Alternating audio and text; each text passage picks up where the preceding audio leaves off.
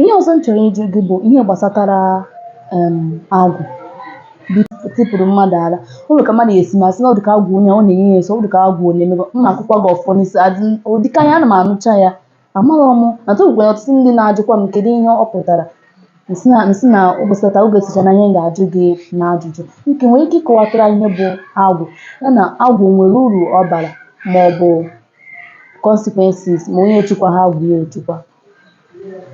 Ọ dị mma. Agwụ bụ agwụ na ọdụ ka mmụọ, ọdụ ka ihe ụwa mmadụ nwụrụ. The spirit sozi nya bụ ihe ụwa chọrọ ka o mee ka echọ na ihe ụwa ga-abụ na imezili otu esi wee hụ. Ọnọdụ ka onye asị jee mee ka echọ na onye alụrụ ọlụ ya nye ka a na-akpa agwụ, ma ọ bụ ka m nwere ya nọọ ihe ụwa abụ ịnwụrụ nọọ ibe abụ ikwulu. Ọnọdụ kịta ka onye kwuru na ọ ga-eme dibịa, ị ma na agwụ dibịa ga-esori ya maka na ikwute n'ihe ụwa gị na ị ga-eme dibịa, agwụ dibịa esowe gị.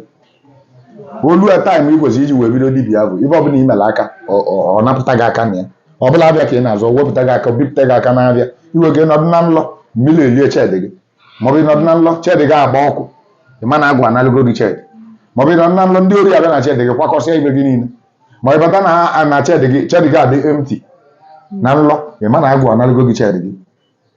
Ịghọtago ibe gaziri gị bụ ije lutuo agwụ ha, ịlụ agwụ iwe ike ihe ọnya sị ka ịzụkwu afịa for the meantime agwụ ekwe. Ịghọtago so agwụ nwere nke na-abụ ọ na-abịa ọ bụrụ na edekiri ya too stubborn ọkụfụ gị ala ịwaala.